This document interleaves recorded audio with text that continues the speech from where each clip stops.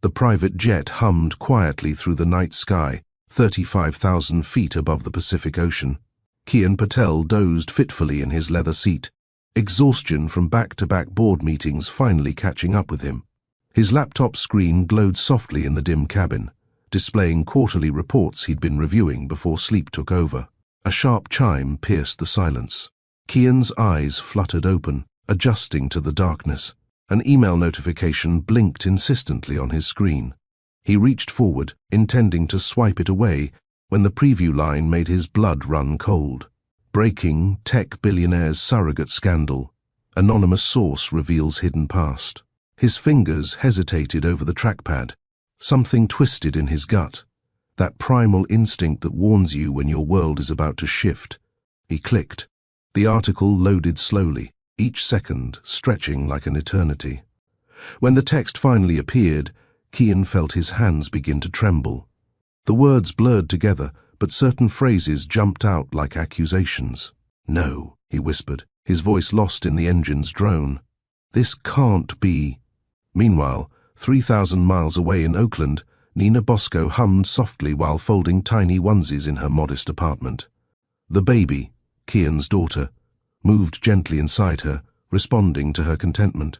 She had no idea that across the country, the man she'd grown to care for was reading words that could destroy everything they'd built together. Nina placed a protective hand over her belly, smiling at the movement within. In just a few weeks, she would give birth to this precious life. The nursery was ready, painted in soft yellows and greys. Everything was perfect. She didn't know that perfection was about to shatter. In the next few hours, one man would make a choice that would either destroy 2 lives or create a miracle. Welcome, dear friends, to Mr. Roman's Story Vault. Tonight, we're not just telling a story, we're exploring the very heart of what makes us human. Because sometimes, the most profound moments in our lives come disguised as our darkest hours. Sometimes the person who seems to have betrayed us is actually the one who needs us most. This is a story about forgiveness, not the easy kind we offer for small mistakes, but the soul-deep forgiveness that transforms lives. It's about redemption, about how our worst moments don't have to define our future. And yes, it's about unexpected love, the kind that arrives when we least expect it, from the last person we'd ever imagine. If you've ever wondered whether someone deserves a second chance, if you've ever questioned whether secrets can coexist with love, if your heart still believes that broken trust can be rebuilt stronger than before, then you're in the right place. Before we continue, I have a small request. If stories that touch the soul and leave you with something meaningful matter to you, please take a moment to tap that subscribe button below. And don't forget to ring the notification bell. It tells me to keep bringing you stories like this one, stories that remind us why compassion matters, why love endures, and why every person deserves the chance to rewrite their ending. Your support means the world to me, and it helps ensure these important stories reach others who need to hear them. Now, let me ask you something. What would you do if you discovered the person you trusted most had been hiding something that could change everything? Would you walk away? Or would you stay and fight for what you'd built together? Hold that thought. He was a billionaire CEO who built an empire with his brilliance and iron will. Kian Patel transformed Zenith Tech from a startup in his garage to a global AI powerhouse worth billions. His products changed how we interact with technology, making him one of the wealthiest men in Silicon Valley. Yet for all his wealth and power, Kian lived in silence, carrying a loneliness no one could see. He had everything money could buy, except the one thing his heart truly wanted, a family to call his own. His vast penthouse echoed with emptiness each night. His achievements felt hollow without someone to share them with. Then there was Nina Bosco, an artist with a generous spirit and gentle hands. She was chosen to be his surrogate, an arrangement that should have been simple, professional, and nothing more. A contract, a pregnancy, a child. No complications, no emotions, no shared future. Nina had her reasons for becoming a surrogate. Noble reasons, she believed. A chance to give someone else the gift of parenthood while helping secure her own future. But beneath her warm smile and kind eyes, lay a truth she'd buried years ago, a choice she'd made when she was young and afraid, a secret she never intended to reveal. The day Kian uncovered the shocking truth about Nina's past, everything changed. What he did next would not only rewrite her life but his own forever. This is their story. But first, let me take you back to where it all began, to a morning in San Francisco, when a successful man finally admitted to himself that success alone wasn't enough, and to an afternoon in Oakland when a woman decided to give the ultimate gift, never imagining how completely it would transform her world. Kian Patel had everything, except the one thing money couldn't buy. The digital alarm chimed softly at 5 a.m., not that Kian needed it. He was already awake, had been for an hour, staring at the ceiling 40 floors above San Francisco. Sleep rarely came easily to him anymore. There was always another problem to solve, another acquisition to consider, another innovation to pursue. He rose mechanically, bare feet touching the heated marble floor. Floor-to-ceiling windows automatically adjusted their tint as dawn broke over the bay, casting golden light across his minimalist bedroom. 3,000 square feet of premium real estate designed by a world-renowned architect, filled with museum-quality art, and profoundly empty. In the ensuite bathroom, Kian examined himself in the mirror. 38 years old, a few silver strands now appeared at his temples, contrasting against his otherwise jet-black hair. His mother would say they made him look distinguished. His fitness trainer would attribute them to stress. Both would be right. He completed his morning routine with practiced efficiency. A cold shower to shock his system. A wake. A precisely measured protein shake. A brief meditation session overlooking the bay. The city below was just beginning to stir, headlights forming rivers of light in the pre-dawn darkness. Messages, he commanded, and his smart home system responded immediately. "Good morning, Mr. Patel. You have 17 new emails marked urgent, 3 voicemails, and a reminder about today's board meeting at 10 a.m. Would you like me to summarize the emails?" "Go ahead." Kian sipped his coffee, black, no sugar, as he listened to the AI's report. Global markets, prototype failures in the Tokyo lab, a potential security vulnerability in their latest release. Problems that would send most CEOs into a panic, but for Kian, just Tuesday. By 6:15 a.m., he was in his home office, video conferencing with teams in Singapore. By 7:30, he'd resolved 2 crises that would have taken most executives a week. By 8:45, he was in the back of his Tesla, scrolling through the quarterly projections as his driver navigated morning traffic. The Zenith Tech headquarters stood 42 stories high, a gleaming tower of glass and sustainable materials. The lobby fell silent as Kian entered, not from fear, but from a genuine respect that he'd worked hard to earn. He nodded at the security team, greeted the receptionists by name, and made his way to the private elevator. "Morning, Mr. Patel," his executive assistant said, falling into step beside him with practiced ease. "Your coffee is on your desk. The R&D team sent up the new prototype for your review, and Mr. Jin is waiting in your office." Kian paused. "Dante's here. He wasn't scheduled until this afternoon. He said it was important." The assistant's expression revealed nothing, but Kian knew his oldest friend wouldn't be waiting in his office at 9 a.m. without good reason. The executive floor was quiet, purposefully isolated from the creative chaos of the departments below. Kian's office occupied the northeast corner, offering panoramic views of the bay. As the door slid open, Dante Jin rose from the leather couch, a broad smile on his face. "The great Kian Patel, right on schedule," Dante said, embracing him briefly. They'd been roommates at MIT, founded Zenith Tech together in Kian's garage, and weathered every corporate storm side by side. While Kian had remained single, focused on building their empire, Dante had married his college sweetheart 5 years ago. "What's so urgent that you're in my office before the markets open?" Kian asked, settling behind his desk. Dante's smile widened as he slid his phone across the desk. On the screen was a photo of a tiny baby wrapped in a blue blanket, eyes squeezed shut, face peaceful in sleep. "Meet David Jin, 7 pounds 4 ounces, born at 3:17 this morning." Kian's professional mask slipped for a moment, genuine joy breaking through. "Dante, congratulations. I thought May wasn't due for another 2 weeks." Apparently little David had his own schedule. Dante couldn't stop grinning. "May's resting now. I just came from the hospital to grab some things for her. And you stopped here? Go back to your family." "I will. But I wanted you to be the first to know." Dante reclaimed his phone, looking at the baby picture with undisguised adoration. "Also, we want you to be his godfather." Kian felt something catch in his throat. "I'd be honored," he said quietly. "Good, because we already put it on the birth certificate." Dante laughed, then grew serious. "You know, everything changed the moment I held him. Everything. The company, the money, the stress, it all fell away. Nothing has ever felt so important." Kian nodded, unsure what to say. "Speaking of which," Dante continued, "when are you going to slow down? Find someone? Start a family of your own?"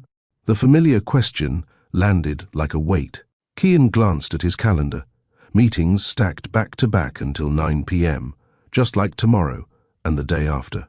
"That's a luxury I can't afford right now," he replied, the words practiced and hollow. Dante's expression shifted. "That's the third time you've given me that exact response this year." Word for word. "Because it's true." "No, it's not." Dante leaned forward. "You're worth billions, Kian. You've built something remarkable, but you work like you're still that hungry kid from Mumbai with something to prove." "There's always more to prove," Kian said quietly. "To whom?" Dante challenged. "Your father's been gone for 10 years. Your mother just wants you to be happy, and the board would follow you into hell if you asked them to." He sighed. "Look at yourself. When's the last time you took a vacation, had dinner with someone who wasn't a business contact, spent a weekend not checking your email?" Kian remained silent, uncomfortable with the direction of the conversation. Dante stood, preparing to leave. "Just think about it. Life moves quickly. David will be walking before I know it. I don't want you to wake up at 60 and realize you built an empire with no one to share it with." After Dante left, Kian sat motionless, staring at the view without seeing it. The board meeting came and went. He approved designs, settled disputes between department heads, and reviewed the latest marketing campaign. But his mind kept returning to Dante's words and the image of his friend holding his newborn son. That evening, Kian dismissed his driver and walked home through the cooling city. The sidewalks were crowded with people rushing to meet friends, hurrying home, to families, living lives that suddenly seemed more substantial than his own. In his penthouse, he poured himself a rare glass of whiskey and walked out onto the balcony. The city lights sparkled below, countless lives playing out in those illuminated windows. How many of those people were sitting down to dinner with loved ones? How many were bathing children, helping with homework, sharing the small moments that formed the foundation of a life well lived? His phone buzzed. Another crisis, another decision needed. He ignored it. Instead, he walked to the bedroom and opened the bottom drawer of his nightstand. Inside was a small wooden box, well worn and clearly cherished. He carried it to the living room and set it on the coffee table, staring at it for long moments before finally opening the lid. Inside were photographs, physical prints, not digital files. Memories from before Zenith Tech, before Billions, before he became the Kian Patel who appeared on magazine covers. The first photo showed a much younger Kian with his parents outside their modest home in Mumbai, his father's arm around his shoulders, pride evident in his smile. The next, Kian and Dante celebrating their first successful prototype. Champagne in plastic cups, exhaustion and elation on their faces. And then, buried deeper, Kian with a beautiful woman on a beach at sunset. Leela, his fiancée once. Before Zenith Tech took off, before he postponed the wedding just until things settled down, before she finally gave him back the ring and told him she couldn't compete with his ambition. He'd made his choice then. The company over everything. It had seemed so clear at the time. His phone rang, interrupting his thoughts. His mother's name appeared on the screen. "Amma," he answered, his voice softening as it always did for her. "Beta, how are you?" Her voice, warm and familiar, came through clearly despite the thousands of miles between San Francisco and Mumbai. "I'm fine, Amma. Just busy with work. Always work." She clicked her tongue disapprovingly. "Have you eaten properly today?" Kian realized he hadn't. "I'll order something soon." "Order." She sighed. Always alone in that big house. "It's not natural." He smiled despite himself. "Apartment, Amma. It's called an apartment here. House, apartment, palace, all the same when you're alone in it." She paused. "I saw Dante's baby on the Facebook.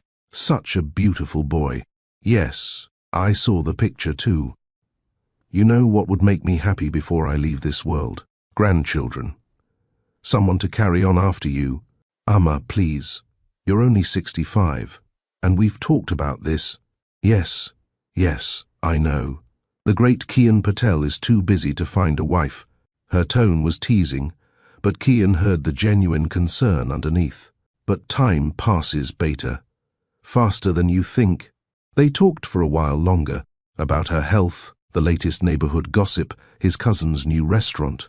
When they finally hung up, Kian felt the familiar pang of homesickness that always followed their calls. He returned to the balcony, nursing his whiskey. The city continued its nighttime dance below, but Kian barely noticed. His mind was elsewhere, turning over possibilities he hadn't allowed himself to consider in years. Family, children, legacy beyond quarterly reports and product launches. He thought of Dante's face when he showed him the baby picture. The pure joy, the sense of purpose that transcended stock prices and market share. Kian set down his glass and returned to his office. His fingers hovered over the keyboard for a moment before he began typing into the search bar. Surrogacy options for single parents. The search returned thousands of results. Kian read through article after article, clinic reviews, legal requirements. The more he read, the more the idea crystallized in his mind. He didn't need to find a partner first. He didn't need to reorganize his entire life. He could be a father on his own terms. By midnight, he had compiled a short list of the most reputable agencies. By 1 a.m., he had scheduled consultations with 3 of them. By 2 a.m., he had drafted an email to his attorney to begin preparing the necessary legal framework. And at 3:17 a.m., exactly 24 hours after Dante's son had entered the world, Kian sent an email to Elite Gestational Services, the most exclusive surrogacy agency on the West Coast. "I am interested in your surrogacy program for single fathers. I would appreciate a confidential consultation at your earliest convenience. Time is of the essence." He signed it simply, Kian Patel, CEO, Zenith Tech Industries. After sending it, he felt a curious lightness, as if making the decision had lifted a weight he hadn't realized he was carrying. He slept deeply that night for the first time in months. The agency's response came just after dawn, as Kian was completing his morning meditation. "Mr. Patel, thank you for your inquiry. We would be honored to assist you on your journey to parenthood. By a fortunate coincidence, we have just matched with an exceptional surrogate who meets all our highest standards. Her profile suggests she would be perfect for your situation. She has specifically requested to work with a single parent. Would you be available to meet with us this afternoon? We believe this may be an ideal match." Kian read the email twice, surprised by the speed of the response. He had expected weeks of screening, interviews, profiles to review, not an immediate match. It seemed too good to be true. He hesitated only briefly before clearing his afternoon schedule and confirming the appointment. As he prepared for his morning meetings, Kian felt something he hadn't experienced in years: anticipation. Not for a product launch or quarterly results, but for a possibility, a future that extended beyond the next fiscal year. Little did Kian know, the woman they'd chosen for him carried a secret that would test everything he believed about trust. If you're feeling Kian's loneliness right now, hit that like button. We all deserve love, don't we? Even billionaires with everything money can buy still need what only the heart can provide. Nina Bosco had already given up one child. Now she was about to carry another. Morning light filtered through the large windows of Nina's Oakland apartment, casting warm rectangles across the hardwood floor. The modest one, Bedroom space felt larger than its actual dimensions thanks to Nina's artistic touch. Walls painted in soothing blues and greens, furniture carefully arranged to maximize flow, and strategically placed mirrors that reflected light into every corner. In the living room corner stood an easel, a half-finished watercolor depicting the Bay Bridge at sunset. Paint-splattered jars lined a small table beside it, brushes soaking in cloudy water. Nina moved through her morning routine with quiet purpose, stopping occasionally to add a stroke to the canvas when inspiration struck. At 30, Nina possessed a serene confidence that hadn't come easily. Her dark hair was pulled back in a practical bun, revealing high cheekbones and expressive brown eyes that missed nothing. Those eyes had seen more than most, had shed more tears than she cared to admit, but had never lost their fundamental warmth. She checked her phone. A notification from Elite Gestational Services reminded her of today's appointment. Nina took a deep breath, placing a protective hand over her still flat abdomen. Not yet pregnant, but soon, if all went according to plan. The thought sent a mixture of emotions coursing through her: excitement, nervousness, and a whisper of old pain she quickly pushed aside. This time is different, she reminded herself softly. This time you're giving, not losing. The application process had been rigorous. Medical examinations, psychological evaluations, background checks, financial assessments. Nina had passed them all with flying colors, impressing the agency with her stability and commitment. She'd expected nothing less. Elite Gestational Services catered to the wealthiest clients, and Nina knew their standards would be exacting. What had surprised her was how right it felt. From the moment she'd first considered surrogacy, something had clicked into place, as if her past had been preparing her for this moment all along. Nina moved to the small kitchen to prepare her breakfast smoothie: kale, banana, almond milk, and a careful selection of prenatal supplements she'd already begun taking in preparation. The regimen was strict: no alcohol, no caffeine, organic foods only, moderate exercise, 8 hours of sleep every night. She'd been following it for weeks, her body becoming a temple for the child she would eventually carry. As she sipped her smoothie, Nina glanced at the refrigerator door where a small calendar hung. Red circles marked important dates, doctor appointments, agency meetings, the projected timeline for embryo transfer if all went well. Beside it, pinned with a magnet shaped like a palette, was a list titled Surrogate Fund Goals. The financial aspect wasn't something Nina liked to dwell on, but it was undeniably important. The compensation would finally allow her to pay off the medical debt that had accumulated during her mother's cancer treatment 3 years ago. It would provide a cushion so she could focus on her art full-time rather than juggling freelance graphic design jobs, and perhaps most importantly, it would fund the small art therapy program she dreamed of starting for children in the foster system, children like she had once been, before her mother had regained custody. Her phone chimed with a text from Mila. "Good luck today. Coffee after? Oh wait, herbal tea for you now, right?" Nina smiled and typed back. And tea would be perfect. Cafe sunrise at 4. Mila had been her rock through everything: her mother's illness, her breakup with Hector, and now this new journey. When Nina had first mentioned the idea of becoming a surrogate, Mila hadn't judged or questioned. She'd simply asked, "Are you sure you're ready for this? Emotionally?" A valid question given Nina's history. As she dressed for her appointment, Nina's eyes drifted to the small wooden box on her dresser. She rarely opened it now, but its contents were etched in her memory: a tiny hospital bracelet, a lock of dark hair, a single Polaroid photograph of a newborn with Nina's eyes. Sophia would be 10 now. 10 years since that horrible winter when Nina, barely 20, had made the hardest decision of her life. She had been a sophomore in college, studying art on a partial scholarship, working 2 jobs to cover the rest. Her mother had been between homes, her younger siblings staying with an aunt temporarily. And Hector, charming, ambitious Hector, had been planning their future together. Until the pregnancy test came back positive. Nina had expected support. Instead, Hector disappeared, leaving only a note explaining he wasn't ready for this level of commitment. Her scholarship prohibited students with dependents. Her minimum wage jobs wouldn't cover childcare. Her family, already struggling, couldn't help. Abortion wasn't an option for Nina. Not with her beliefs, not with the flutters she already felt in her heart when she thought of the baby. She'd considered every possibility, calculated every scenario, cried through countless nights. In the end, there had been only one path forward that ensured her.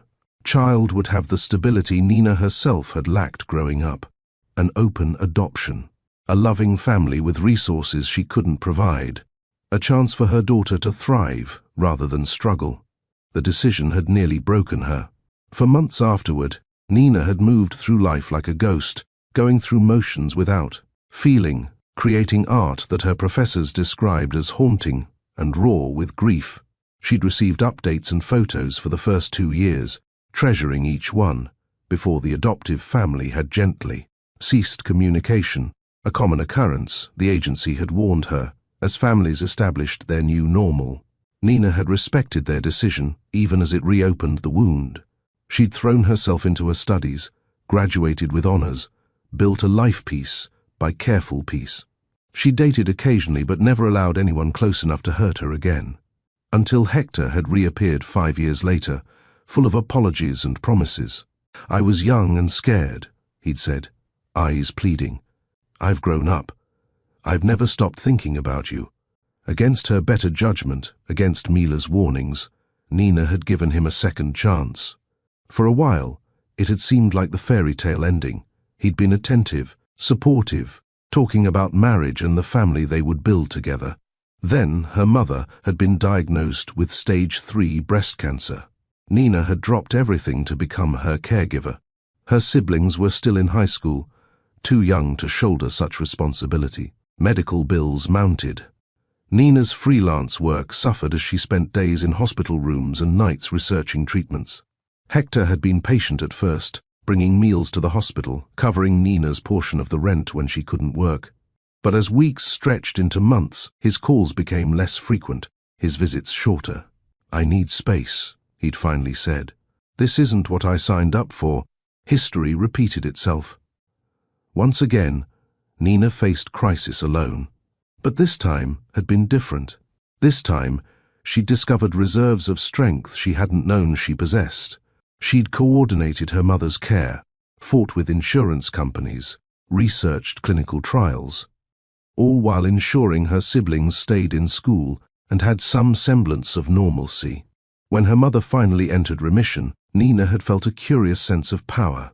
She had survived the worst, twice now, and remained standing. She could handle anything life threw at her, which was why, when she'd spotted the magazine article about surrogacy in a doctor's waiting room, something had resonated deeply. Here was a way to use her strength to help others, to transform her pain into purpose. And yes, to reclaim some of what had been taken from her, the experience of pregnancy, the joy of bringing life into the world, the knowledge that she was creating a family. Only this time, her eyes would be wide open. This time, she would be giving a gift freely, not making a sacrifice out of desperation. "You heading out?" Mila asked, perched on Nina's couch later that afternoon. They'd met at the cafe as planned, and Mila had insisted on coming. Back to the apartment to hear all the details of the agency meeting. "The profile came in this morning," Nina explained, pulling out her tablet. "I'm supposed to review it before tomorrow's meeting. They actually let you see who the potential parents are?" Mila asked, surprised. "Elite does things differently. They believe in making intentional matches based on compatibility, not just medical factors." Nina tapped the screen, bringing up a password-protected file. "I don't know much yet, just that he's a single father by choice. Apparently that's becoming more common among their clientele." "He? So it's just a guy? No partner?" Nina nodded. "The counselor mentioned he's some kind of executive, busy career, wants a family but hasn't found the right relationship. They said he specifically requested a surrogate who would be comfortable with his involvement during the pregnancy. And you're okay with that?" Mila's voice held a note of concern. "Actually, yes. I'd rather know the person whose child I'm carrying than have it be completely anonymous." Nina hesitated. "And I think it might be healing in a way. To see the joy this will bring him." Mila squeezed her hand. "Just be careful with your heart, okay?" This isn't going to be like having your own baby. You can't get too attached. I know, Nina said quietly. That's part of why I want to do this, to prove to myself that I can carry a child and let go with joy instead of grief. After Mila left, Nina settled on her small balcony with a cup of chamomile tea, the tablet in her lap. The evening air carried the scent of jasmine from the potted plants surrounding her. She took a deep breath and opened the file. The profile began with basic information: a name, Kian Patel, and age, 38, an occupation, chief executive. Officer in health, excellent and netted genetic screening, clear, until Nina scrolled down to the personal statement section.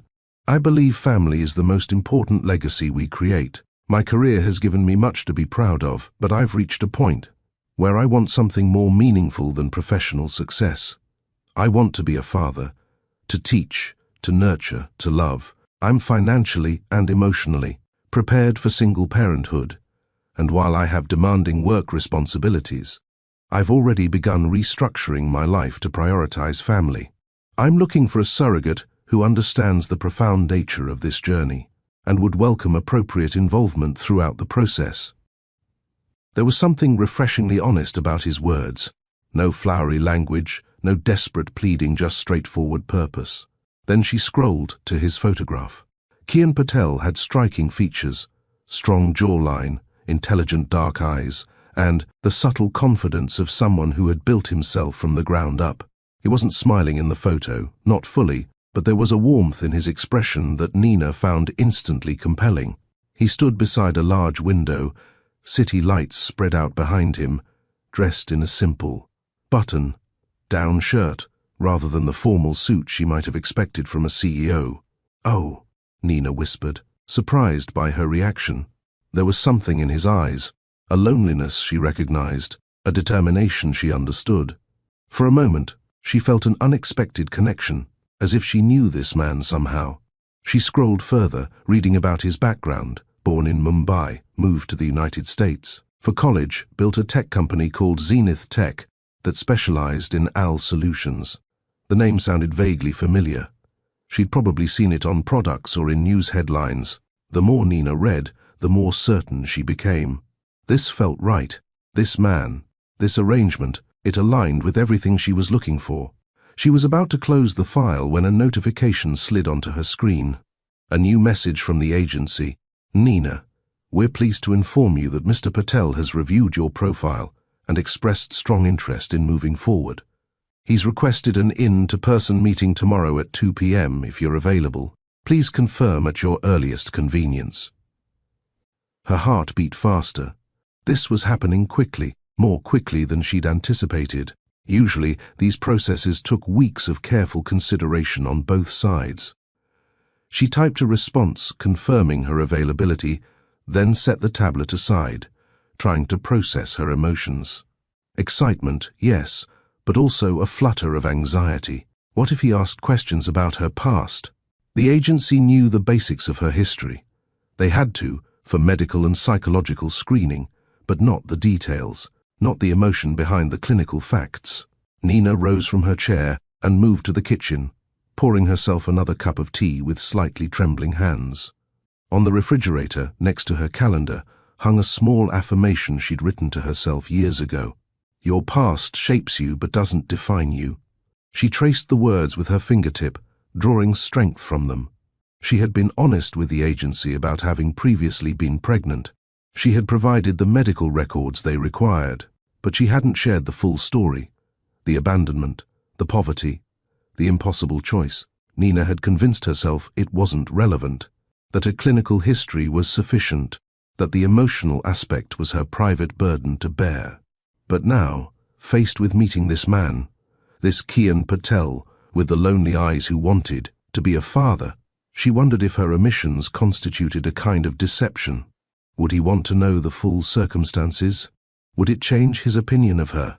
Would he question her ability to separate emotionally after birth if he knew how deeply her previous loss had affected her?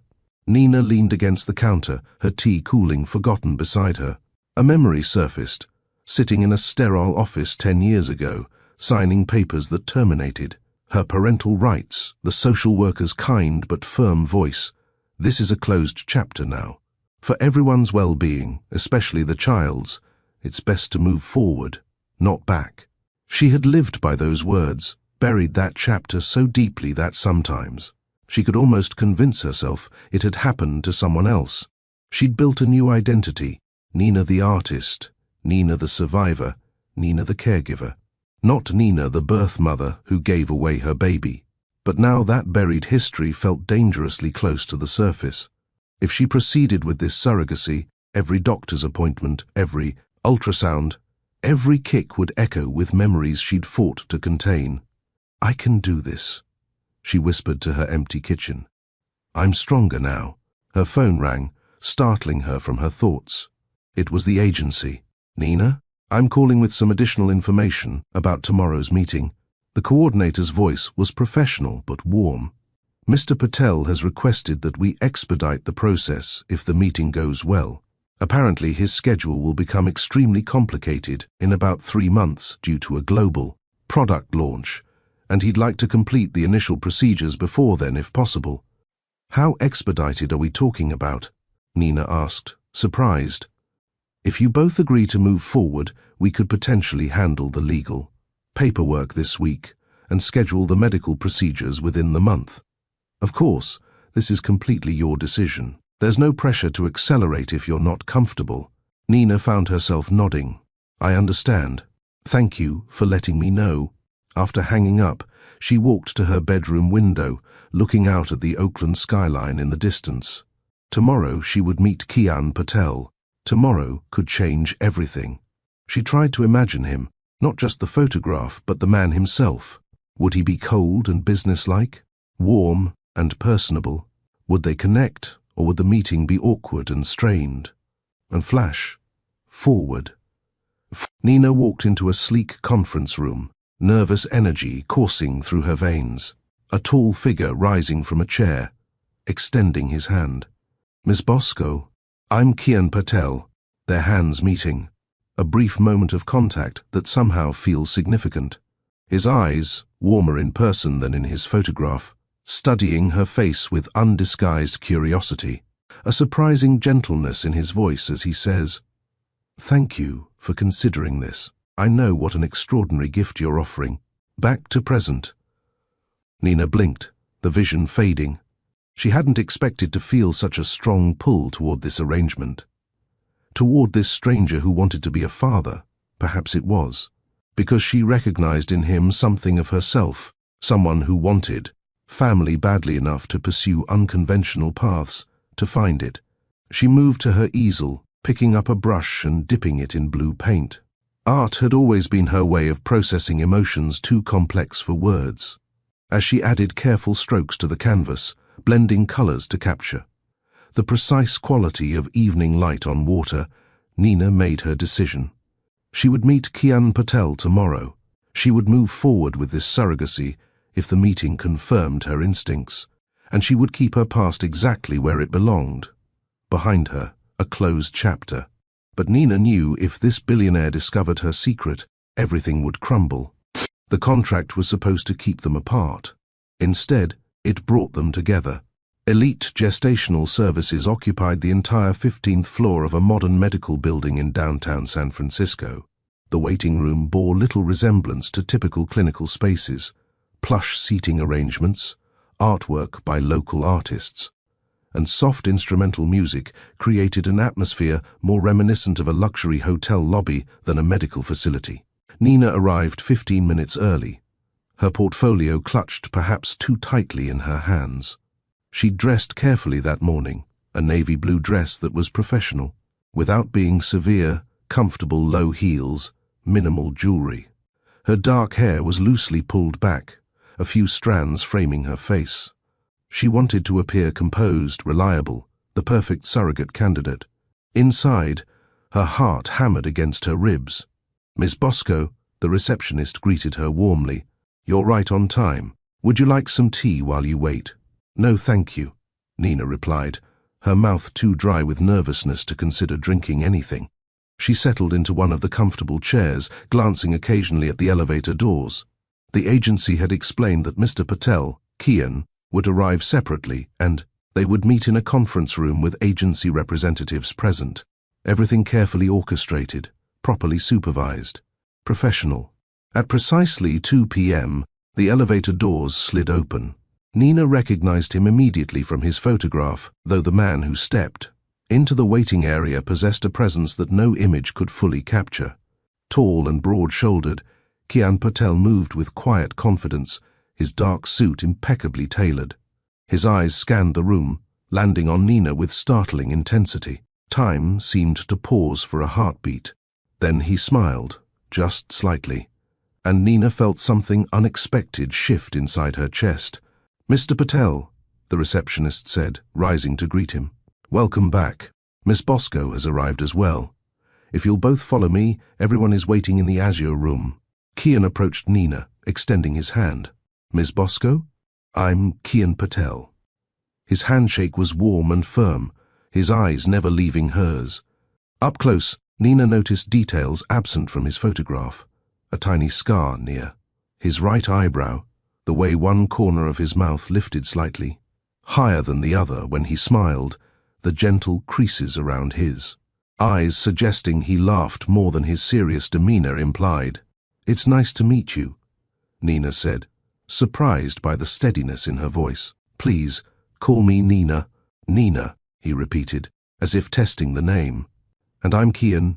They followed the receptionist down a hallway lined with serene landscape photographs to a medium-sized conference room where two women waited, Dr. Melissa Chen, the medical director, and Sophia Williams, the legal coordinator. "Wonderful, you're both here," Dr. Chen said, gesturing to the chairs. "Let's begin." What followed was a meeting unlike any Nina had expected. Rather than the clinical exchange of information she'd anticipated, the conversation flowed naturally, punctuated by moments of genuine connection. Kian spoke about his company, his vision for fatherhood, his plans for balancing work with family. Nina shared her artistic background, her community involvement, her reasons for becoming a surrogate. They discovered mutual interests. Both loved historical documentaries, preferred savory over sweet, enjoyed hiking coastal trails. "Your profile mentioned you're originally from Mumbai," Nina asked during a brief pause. "Yes, I moved to the States for college," Kian replied. "MIT. Though my mother still lives there. She's very excited about becoming a grandmother. She knows about the surrogacy. She knows I'm pursuing fatherhood, yes. My mother is traditional in many ways, but surprisingly progressive in others." His expression softened when speaking about his family. "She told me that children are a blessing regardless of how they come to you." As the meeting progressed, Nina found herself increasingly drawn to Kian's thoughtfulness. He asked intelligent questions about her health, her support system, her comfort with various aspects of surrogacy. None of his concerns felt invasive. Rather, they reflected genuine care for her well-being throughout the process. "I want to be clear," Kian said toward the end of the meeting, "that while I hope to be involved in the pregnancy journey, I would never want to intrude or make you uncomfortable. Your boundaries are important to me." Nina felt a wave of relief. This was what she'd hoped for, an intended parent who would be present, without being controlling, involved, without being overwhelming. "I'd welcome your involvement," she said honestly. "This is your child. You should experience as much of the journey as possible." When the 2-hour meeting concluded, both Nina and Kian expressed interest in moving forward. The agency representatives exchanged pleased glances. Clearly, their instincts about this match had been correct. "If you're both comfortable proceeding," Sophia said, gathering her papers, "we can schedule the contract review for later this week. Given Mr. Patel's timeline constraints, we've prepared to expedite the process." Nina nodded. "That works for me." "Excellent," Kian said, then hesitated before adding, "Nina, would you have time for a coffee? I have a few more questions that are perhaps less formal than what we've covered here." Nina felt both surprised and pleased by the invitation. "I'd like that." They found a quiet cafe a block from the medical building. Despite the professional nature of their relationship, conversation flowed easily between them. Kian asked about her art, genuinely interested in her creative process. Nina inquired about his company, listening attentively as he described the AI technology that had made Zenith Tech a global leader. "I've dominated the conversation," Kian said suddenly, looking embarrassed. "I'm sorry.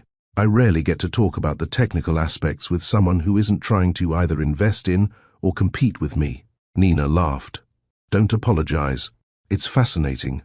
Though I admit some of it went over my head. What about your art? Do you have photos?" Nina hesitated, then pulled out her phone, scrolling to a gallery of her recent work. Kian studied each image with surprising attention, asking thoughtful questions about her techniques and inspiration. "You're very talented," he said, handing back her phone. "You capture emotion in a way that feels honest." Nina felt herself blush slightly at the genuine compliment. "Thank you." When they finally parted ways, Nina was struck by how comfortable the afternoon had been. For a man with Kian's wealth and position, he possessed a remarkable lack of pretension. His interest in her work and thoughts had seemed sincere, his respect for her role evident in every interaction. 3 days later, they met again, this time in a conference room at Kian's attorney's office, surrounded by stacks of legal documents that would formalize their arrangement. The contracts were comprehensive, covering every possible scenario from medical complications to custody specifications. "It's a lot," Sophia acknowledged as Nina flipped through the pages. "Take your time. Ask any questions you have." Nina read carefully, occasionally requesting clarification on legal terminology. Across the table, Kian did the same, his expression serious as he reviewed the documents that would set their journey in motion. One clause caught Nina's attention, as Surrogate agrees to disclose any and all relevant medical and psychological history that may impact the pregnancy or the child's health. Her heart stuttered briefly. She had disclosed her previous pregnancy in the medical questionnaire. That was part of her record. But the emotional context, the circumstances, those remained private. "Everything all right?" Kian asked, noticing her pause. Nina looked up, meeting his concerned gaze. "Yes, just being thorough." By the end of the 4-hour session, their hands were cramped from initialing pages, but the legal framework was complete. As they signed the final documents, Kian and Nina exchanged a look of shared accomplishment, the first step of many they would take together. "Well," Kian said as they stood to leave, "I guess we're officially in this together now." Nina smiled. "I guess we are." Neither could have predicted how quickly their relationship would evolve beyond the boundaries of their contract. The medical procedures began the following week. Nina underwent the preparatory treatments with Kian accompanying her to every appointment. He arranged his schedule around her medical visits, surprising his executive team with blocked-off afternoons and early mornings. "Is everything okay, sir?" his assistant asked after the third rescheduled board meeting. "Everything is fine," Kian replied.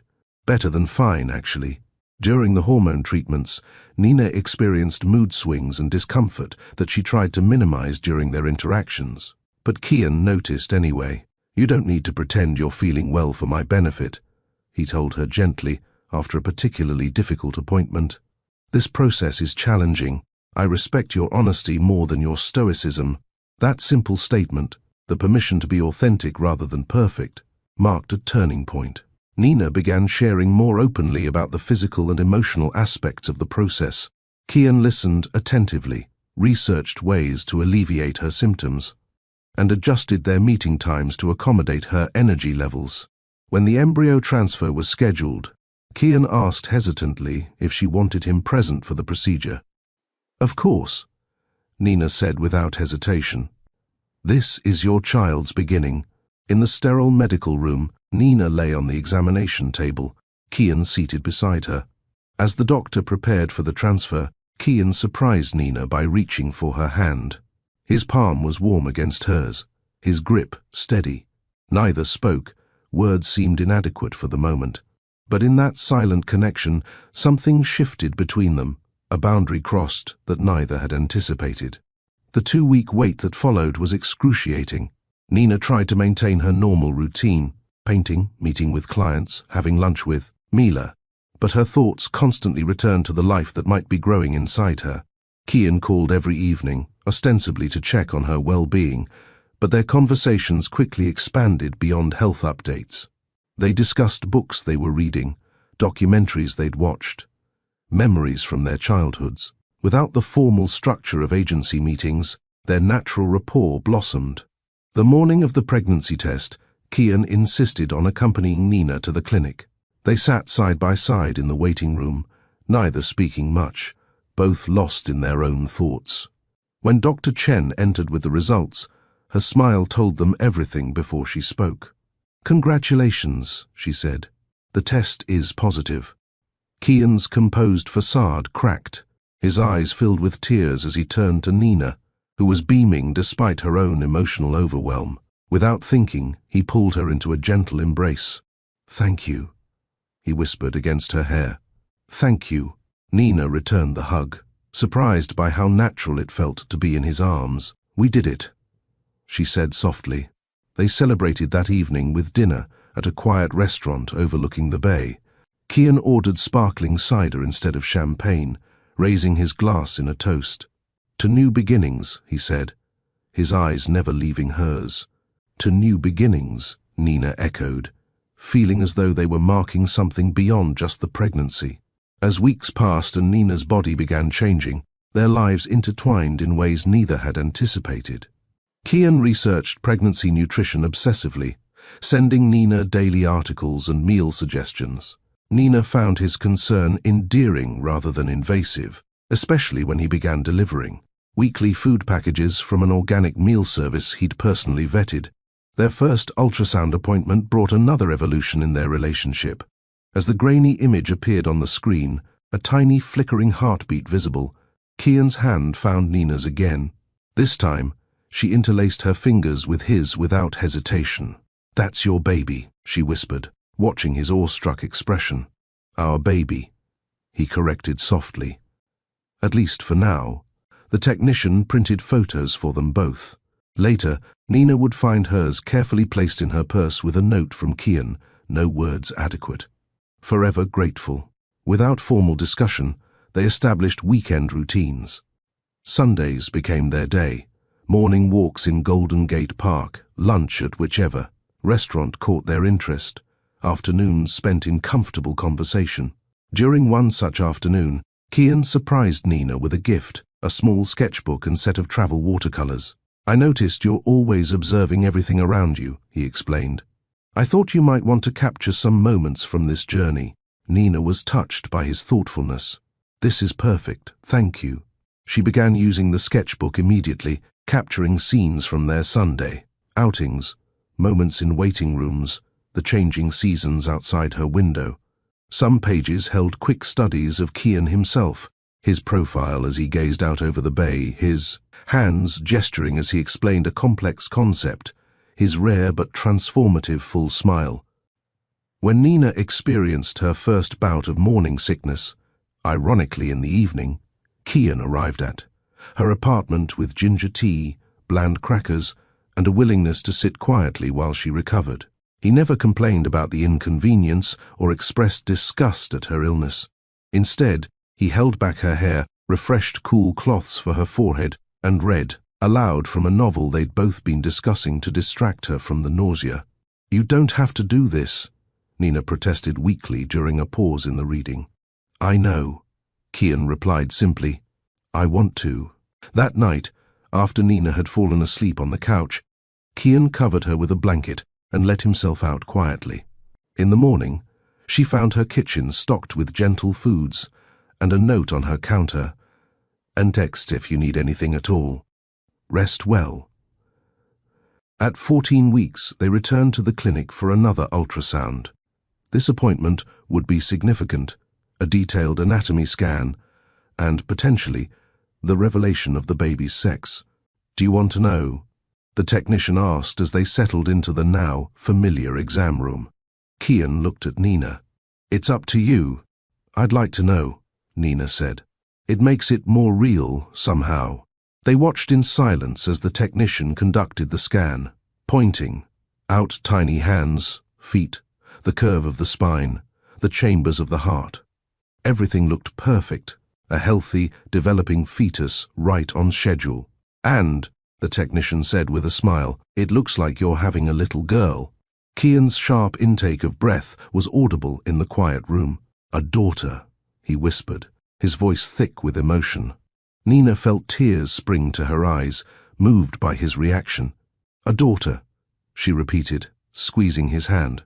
Later, walking through a small neighborhood park, Kian seemed lost in thought. Nina gave him space, understanding the magnitude of the day's revelation. "I never had a sister," he finally said.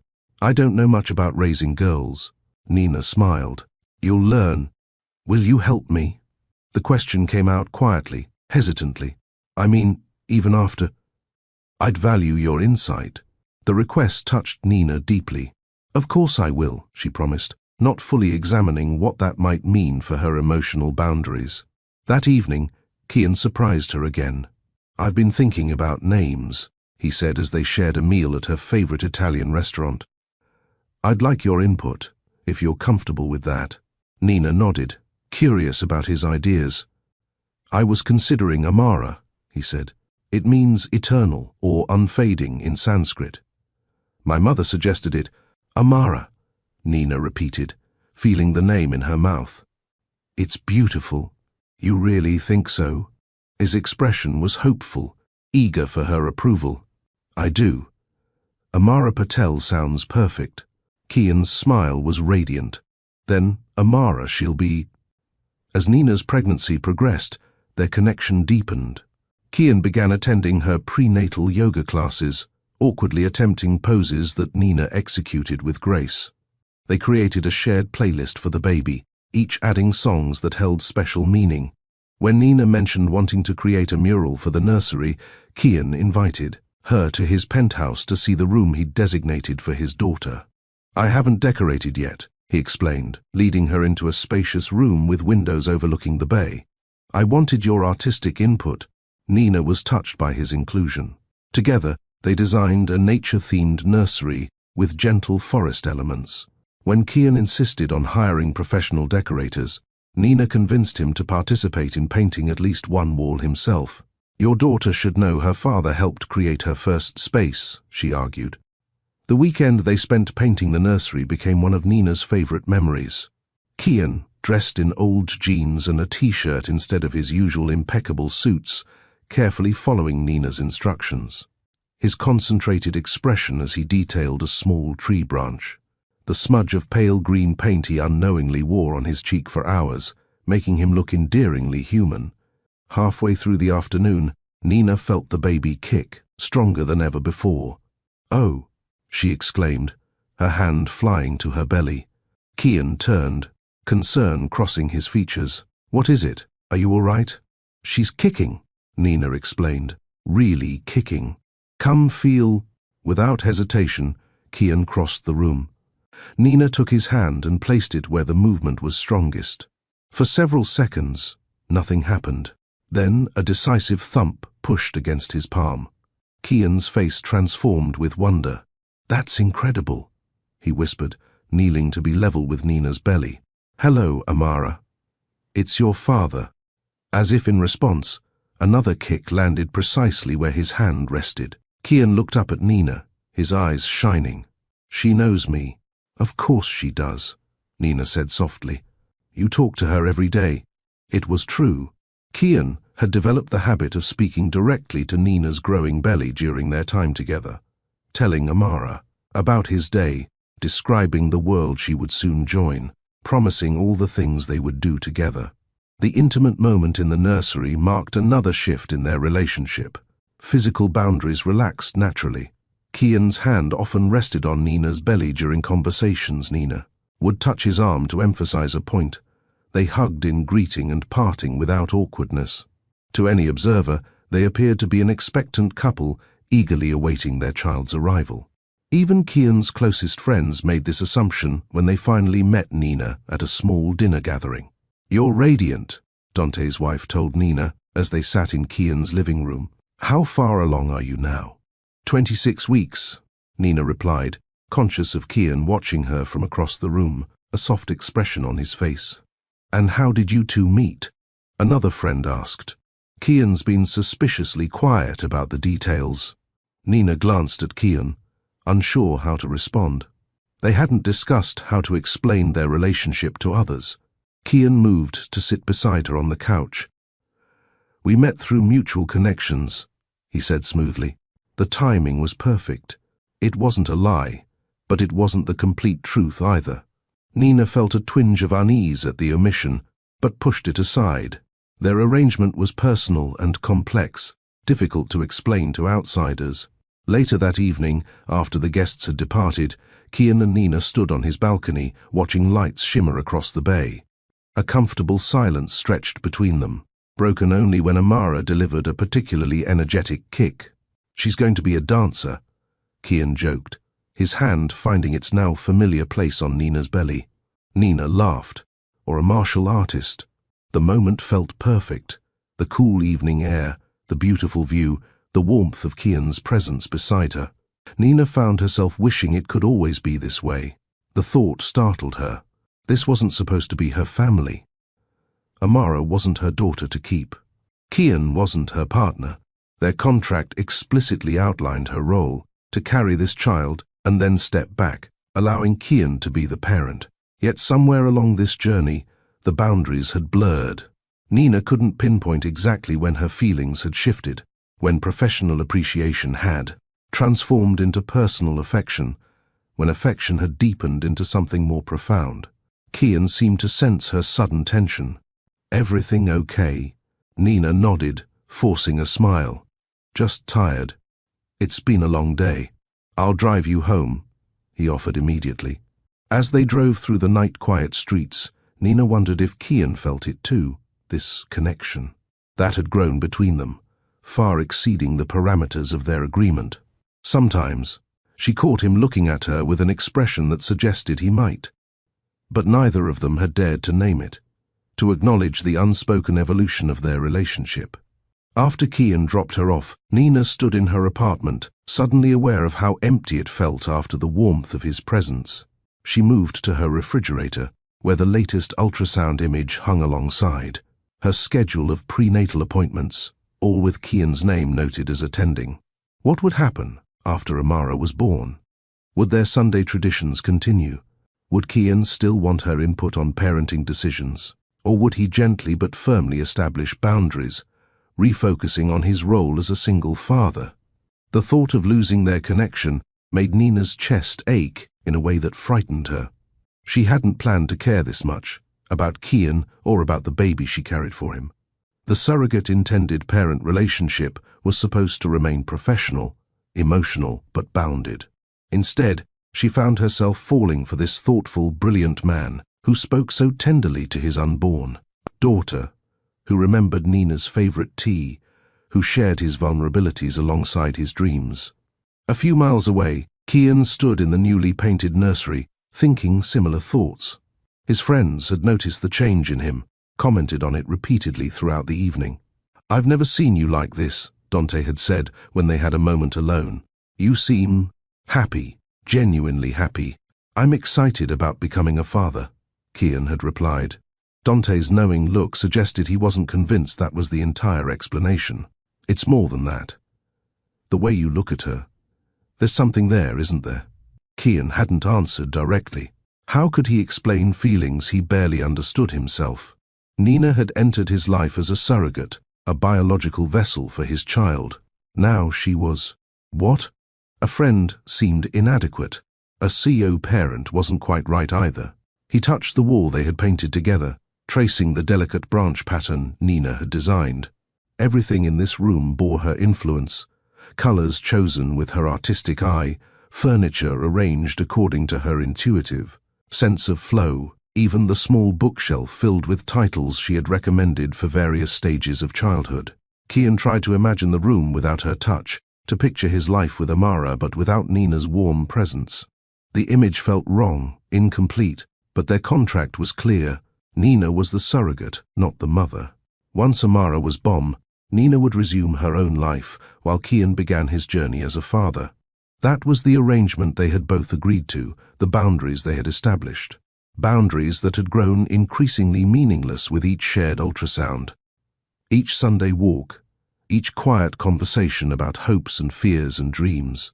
Neither Kian nor Nina slept well that night, both wrestling with emotions they hadn't anticipated when signing their carefully worded contract, both wondering if the other felt the same confusing blend of attachment and uncertainty, both afraid to disrupt the delicate balance they had established.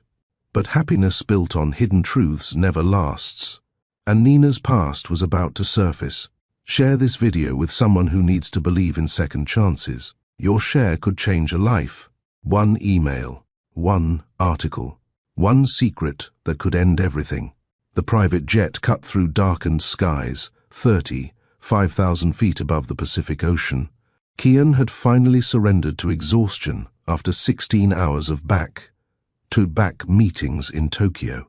Zenith Tech was expanding its Asian operations, and his presence had been essential for finalizing partnerships with key manufacturers. Now, as the jet hummed steadily towards San Francisco, he allowed himself a rare moment of complete rest. His laptop remained open beside him, email notifications silently accumulating. One in particular arrived with an innocuous subject line: "Information regarding your surrogate arrangement." The chime of an incoming text message roused Kian from his light sleep. Dante was checking on his arrival time, wanting to schedule a brief meeting before tomorrow's executive session.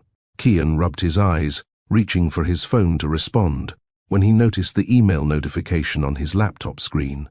The sender's address was unfamiliar, anonymous, created specifically for this purpose. Against his better judgment, curiosity compelled him to open it. "Mr. Patel, as someone who respects your business acumen, I feel obligated to share concerning information about the woman carrying your child. Nina Bosco has not been entirely honest with you or the agency. Public records indicate she gave birth to a child approximately 10 years ago, a fact she has deliberately concealed from you. For verification, see attached news article from the Oakland Chronicle's birth announcements and subsequent adoption notice." And a concerned observer, Kian's blood ran cold. His first instinct was to dismiss it as a cruel prank, or possibly industrial. Espionage competitors had tried to destabilize his personal life before, but something about the specific details gave him pause. With trembling fingers, he clicked the attachment. The article loaded slowly in the plane's limited bandwidth. A scanned newspaper page appeared, yellowed with age. Kian's eyes locked onto the highlighted section. Baby girl Sophia, born to Nina Bosco, 7 lbs 2 ounces, Oakland Memorial Hospital. Below it, a second clipping dated 3 months later. Adoption finalized. Baby girl formerly born to N. Bosco, adopted by the Henderson family of Portland. Kian read the words repeatedly, each time hoping they might somehow rearrange themselves into something less devastating. The evidence seemed conclusive, yet his mind scrambled for alternative explanations. Perhaps it was another Nina Bosco. Perhaps the records were falsified. Yet deep down, he knew. Small inconsistencies in Nina's medical history that the agency had attributed to normal paperwork issues. Her occasional distant expression when discussions turned to childbirth. Her profound understanding of the adoption process when they discussed potential complications. As the plane began its descent into San Francisco, Kian made a decision. He wouldn't confront Nina with unfounded accusations. He would investigate thoroughly, confirm the facts, and then, only then, determine how to proceed. For 3 days, Kian maintained their normal routine while conducting his investigation in private. He hired a discreet private investigator with experience in adoption records.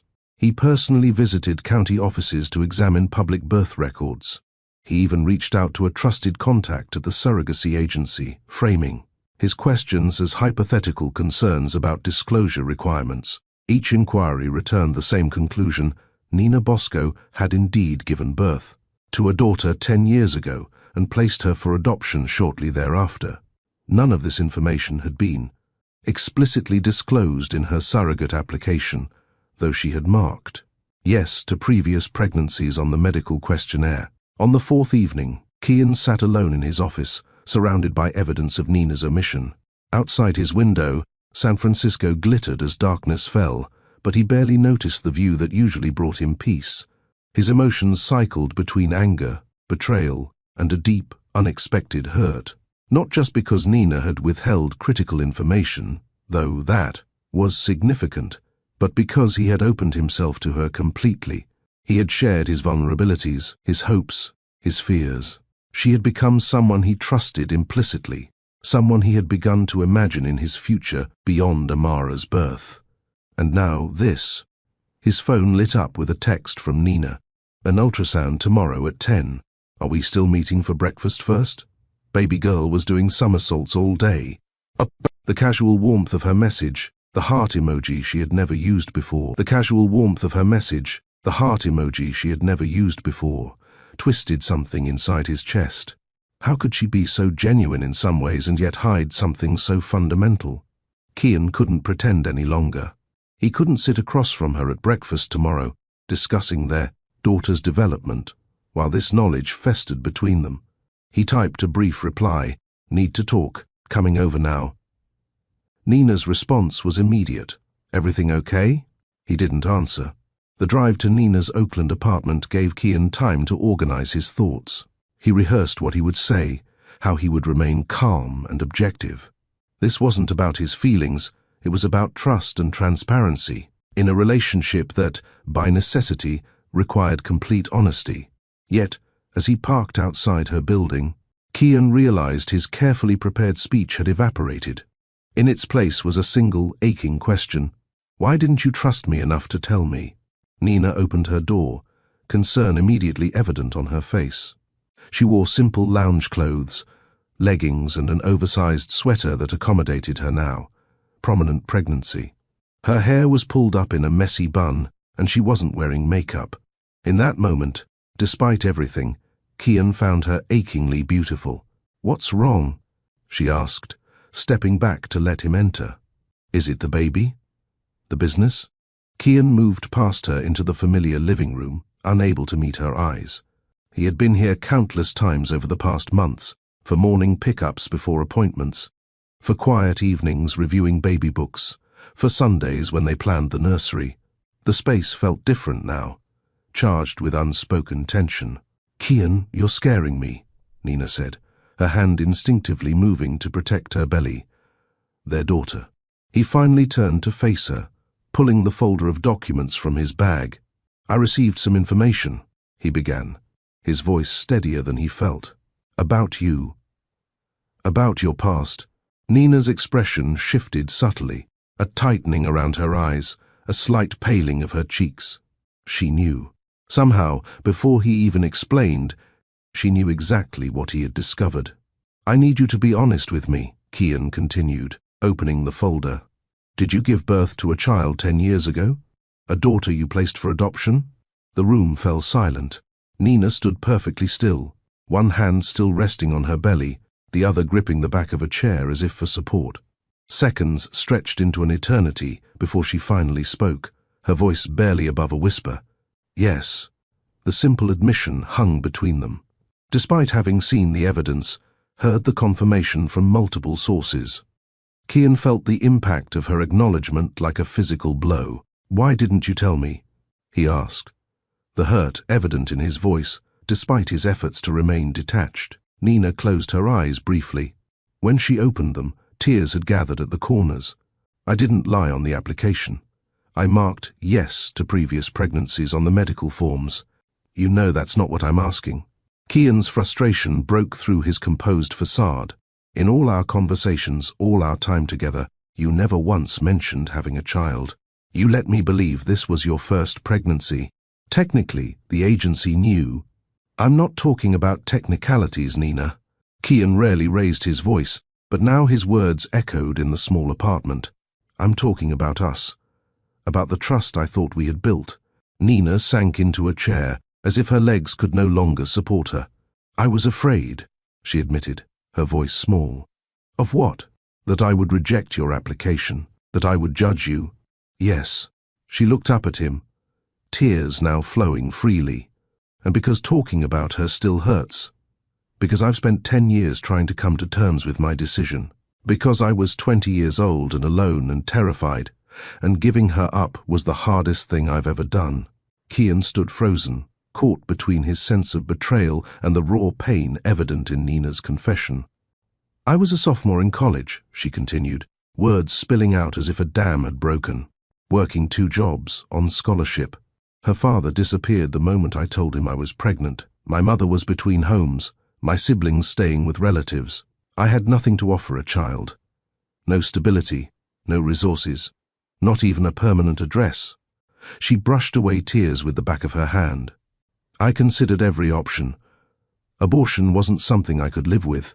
Keeping her would have meant dropping out, losing my scholarship probably, ending up in the same cycle of poverty I'd fought so hard to escape.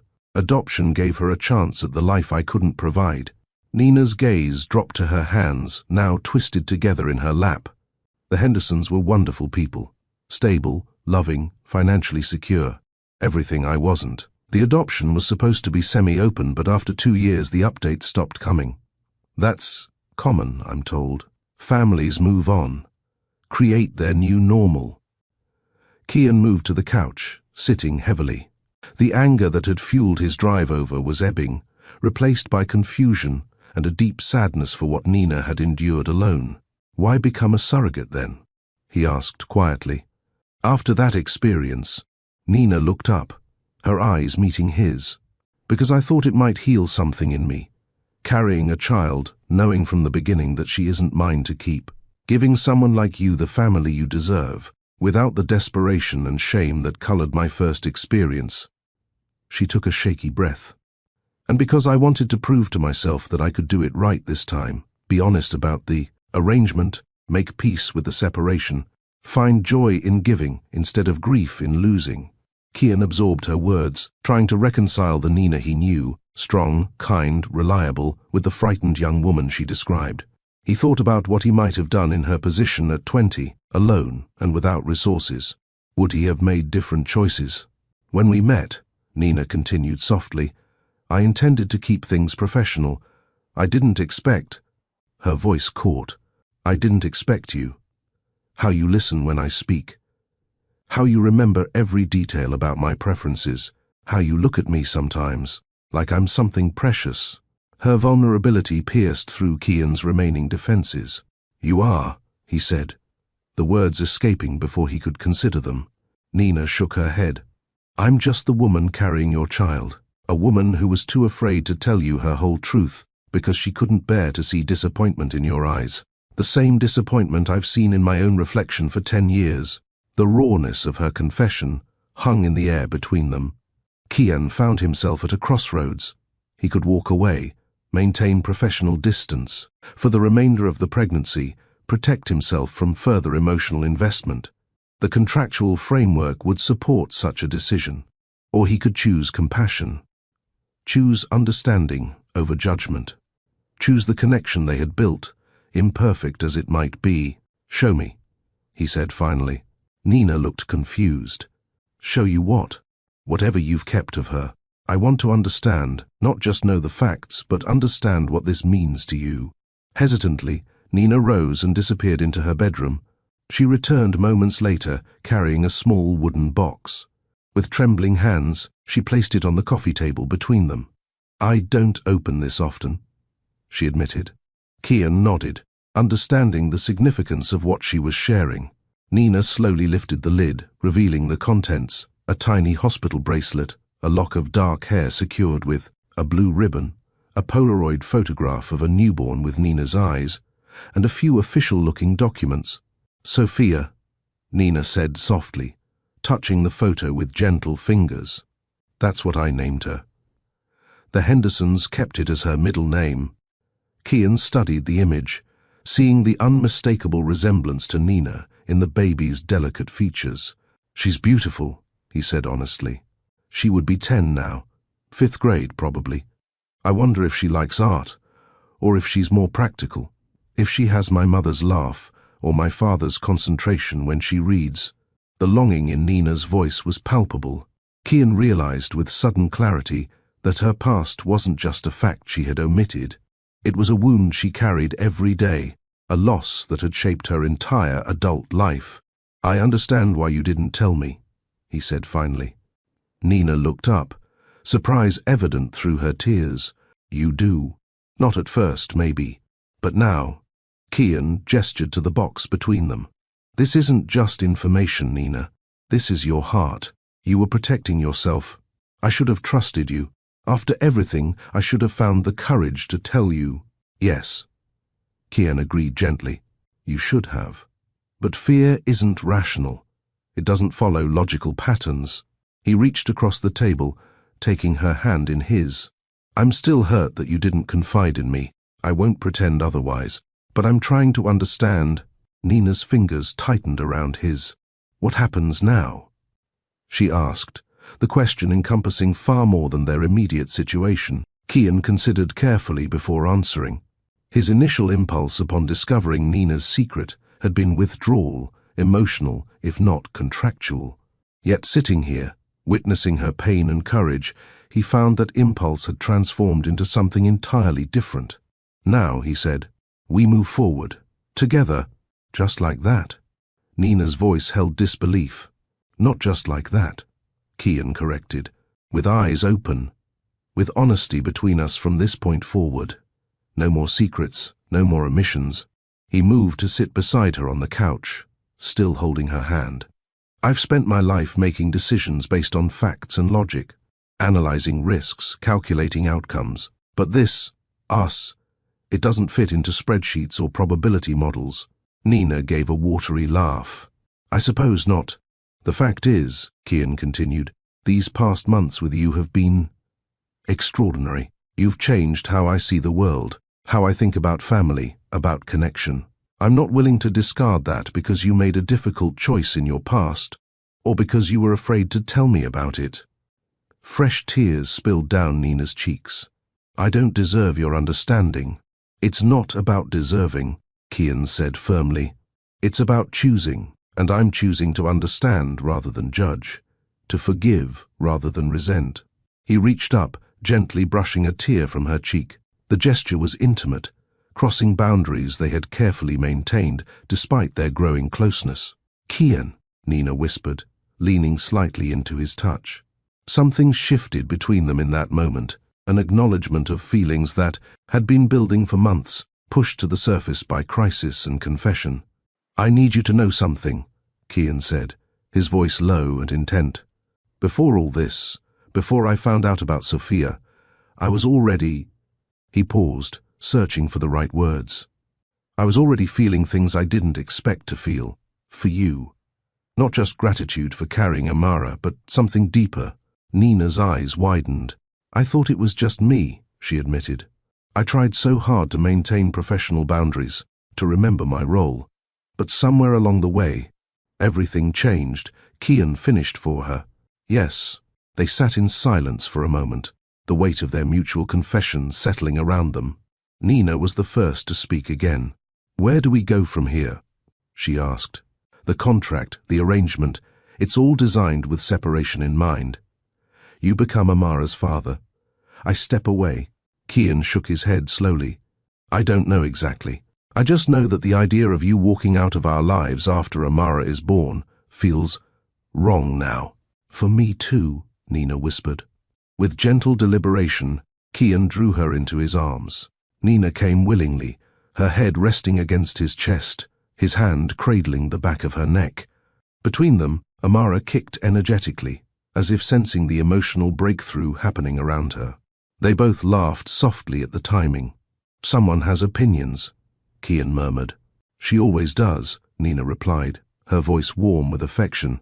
They remained entwined on the couch, talking softly as night deepened around them. Nina shared more about Sophia, the 26 hours of labor, the weight of her tiny body, the smell of her skin that Nina had tried desperately to memorize, knowing their time was limited. Kian listened attentively, offering comfort when emotions overwhelmed her, asking questions that showed genuine interest rather than judgment.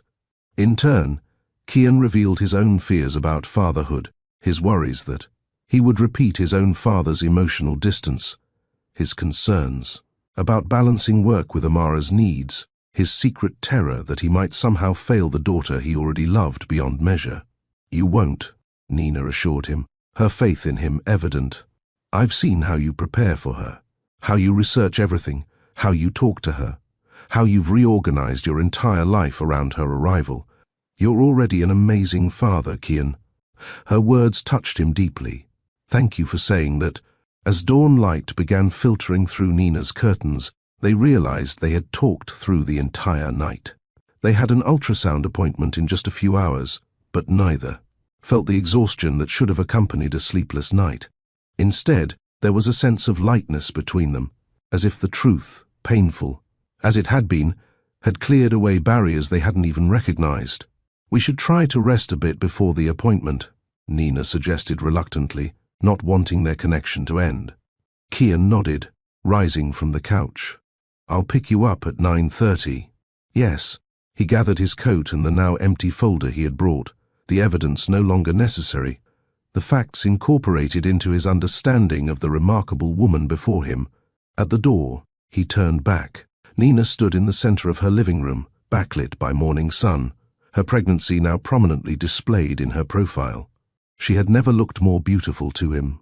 "Nina," he said softly, "thank you for trusting me with your truth." She smiled through remnants of tears. "Thank you for being worthy of it." Kian crossed the room in 3 strides, acting on impulse rather than calculation for once in his carefully controlled life. Cupping Nina's face in his hands, he hesitated just long enough to see the welcome in her eyes before lowering his lips to hers. The kiss was gentle, almost reverent, an affirmation rather than a passion. Nina's hands came to rest on his chest, neither pushing away nor pulling closer, simply connecting. When they separated, both were smiling. "I'll see you soon," Kian promised. As he drove home in the early morning light, Kian felt a profound shift in his understanding of what family could mean. He had begun this journey seeking a child, imagining himself as a single father, creating a controlled, nurturing environment. Now he found himself considering possibilities that included Nina beyond, her role as surrogate, as a presence in Amara's life, in his life. The future remained uncertain. There would be practical considerations, legal complications, emotional adjustments. The path forward wouldn't be simple or straightforward, but for the first time since discovering Nina's secret, Kian felt hopeful rather than betrayed. They had weathered their first real crisis together and emerged stronger, more connected, more honest with each other. Back in her apartment, Nina gently placed Sophia's box back in its place of honor on her dresser. For years, looking at it had brought primarily pain and regret. Today, though still bittersweet, it also represented something new, the truth she had finally shared, the acceptance she had found in Kian's eyes, the possibility of a future where her past was integrated rather than hidden. She placed a protective hand over Amara, feeling the now familiar movements within. "Your father is an extraordinary man," she whispered, "and I think we might have found something neither of us was looking for." The next few weeks would bring more conversations, more adjustments, more decisions about how to move forward together.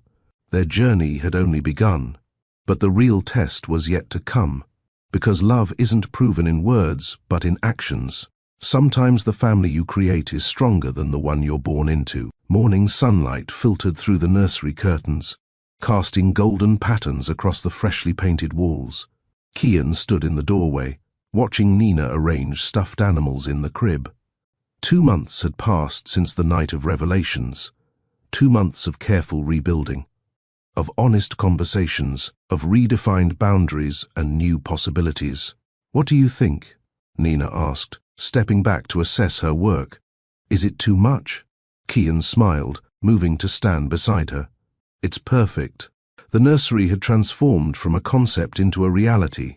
Pale yellow walls with forest details, a rocking chair beside the window, bookshelves filled with carefully selected stories. Everything was ready for Amara's arrival, now just weeks away. "I was thinking," Kian said, his voice careful but determined, "about what happens after." Nina tensed slightly. Despite their growing closeness, despite the kiss they had shared and the many that, had followed, they had been cautious about defining the future beyond Amara's birth. "What about it?" she asked. Kian took her hand, leading her to the rocking chair. She sat while he knelt before her, a position that had become familiar as her pregnancy advanced and movement grew more difficult. "I want you in our lives," he said simply, "not just as Amara's surrogate, not just as a friend who visits occasionally. I want you there for her first steps, her first words, her first day of school." Nina's eyes filled with tears. "Kian, I know it's complicated," he continued, "legally, emotionally, practically. But I've never been more certain of anything. These past months with you have shown me what family really means. Not just shared DNA, but shared purpose, shared joy, shared challenges." He reached into his pocket, withdrawing a small velvet box. Nina's breath caught. "This isn't a proposal," Kian clarified quickly. "Not yet. That would be too much, too soon. But it is a promise." He opened the box, revealing a delicate silver pendant in the shape of a tree, branches extending outward from a solid trunk. "A family tree," Nina whispered, recognizing the symbolism immediately. "Our family tree," Kian corrected gently, "still growing, still defining itself, but rooted in something real." As he fastened the necklace around her neck, Nina felt a sense of peace that had eluded her for years, the certainty that her past, present, and future could exist in harmony. "I want that too," she admitted, "to be part of her life, part of yours. But there's so much we haven't figured out." "We'll figure it out together," Kian promised. One day at a time, they sealed the promise with a kiss, Amara kicking energetically between them, as if offering her own approval. The call came at 3:17 in the morning, 2 weeks before Nina's due date. "Kian?" Her voice was breathless, edged with tension. "My water broke. The contractions are already 5 minutes apart." Kian was instantly alert, adrenaline clearing the fog of sleep. "I'm on my way. Don't move, don't panic. Everything's going to be fine." He made it to her apartment in record time, breaking at least 3 traffic laws in the process. Nina met him at the door, hospital bag already packed, face pale but composed. "Ready?" he asked, steadying her with a hand at her elbow. She nodded, then grimaced as another contraction gripped her. "She's impatient." Like her father, Kian laughed despite his nervousness. "And stubborn. Like her surrogate." The drive to the hospital passed in a blur of contractions and reassurances. By the time they reached the maternity ward, Nina was progressing rapidly. "First babies aren't supposed to come this quickly," the nurse commented as she checked Nina's dilation. "She doesn't like to follow rules." Nina managed through gritted teeth. Another family trait. 6 hours later, as dawnlight brightened the hospital room, Nina's exhausted voice mingled with a newborn's indignant cry. The doctor placed a squirming, red-faced Amara on Nina's chest, and for a moment, everything else disappeared. The pain, the complexity of their situation, the uncertainty of the future. "She's here," Nina whispered, tears streaming down her face. "She's perfect."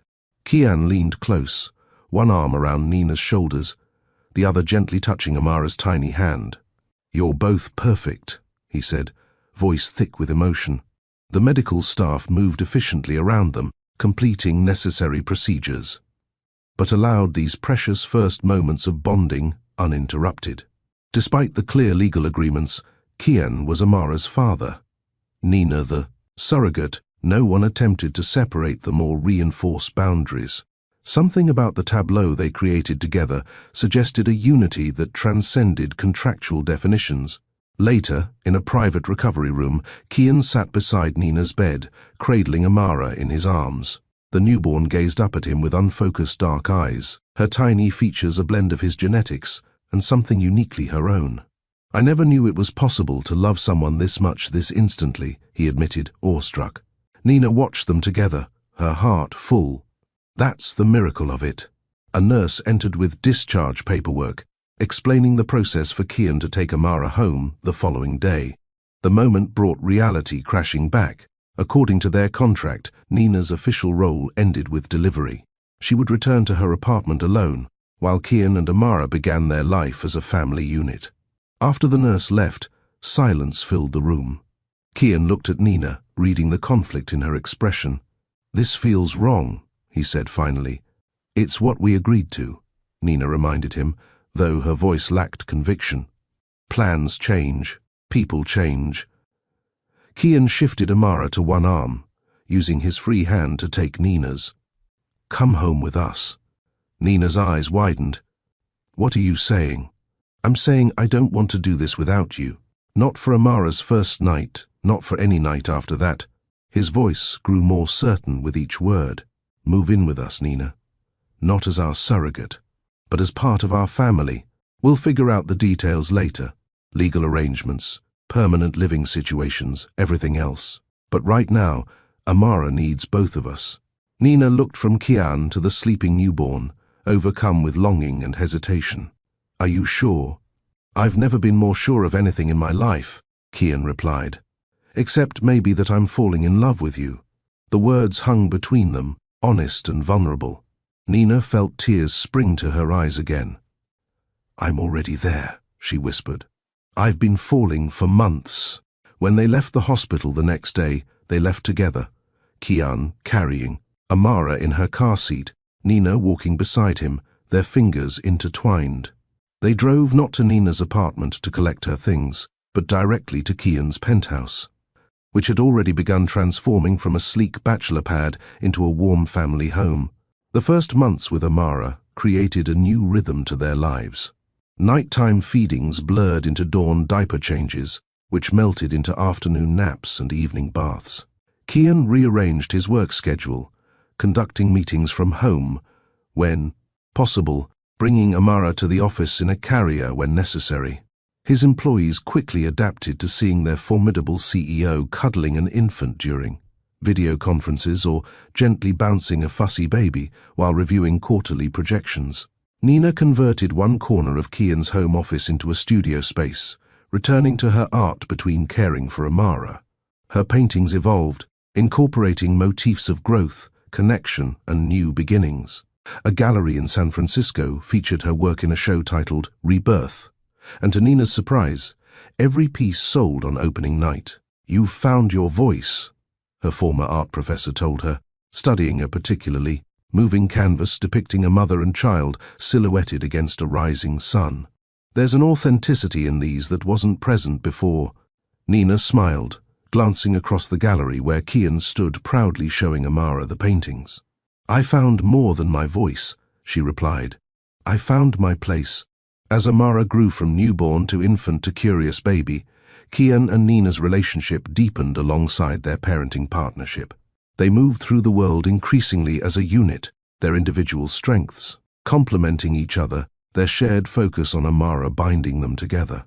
One balmy evening, as they walked along the shores of Lake Merritt with 6-month-old Amara strapped to Kian's chest, he stopped beneath a flowering willow tree.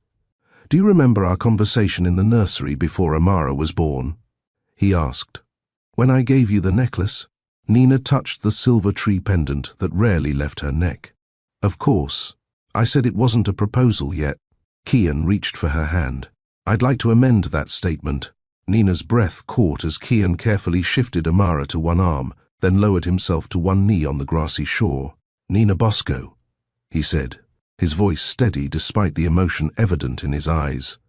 "You came into my life as a surrogate and became so much more. My partner, my best friend, the love I never expected to find.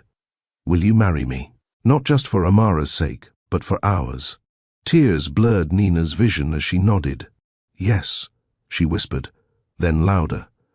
"Yes." Amara chose that moment to let out a delighted squeal, tiny hands reaching toward Nina. The three embraced beside the lake, their laughter and tears mingling as passers-by smiled at the obvious joy radiating from the newly engaged family. They married 3 months later in the same spot, under the willow tree now laden with twinkling lights. The ceremony was small but meaningful. Dante served as best man, Mila as maid of honor, and Nina's mother held Amara, now dressed in a tiny flower girl dress that matched her mother's simple white gown. I never expected this path, Kian said in his vows, voice carrying across the quiet gathering. I thought I knew exactly what I wanted. A child, a controlled environment, a life I designed myself. Instead, I found you, and you showed me that the best families aren't designed, they're discovered. Nina's vows honored both past and present. 10 years ago, I made the hardest choice of my life, giving up a child I couldn't care for. That choice led me here, to you, to Amara, to a family built on truth and compassion rather than obligation. You saw my broken places and loved me not despite them, but because of how they shaped me. As they exchanged rings, Amara reached up from Nina's mother's arms, babbling her own contribution to the ceremony. Everyone laughed, the moment perfectly capturing the blend of formality and family chaos that would characterize their life together. The years that followed brought both joys and challenges.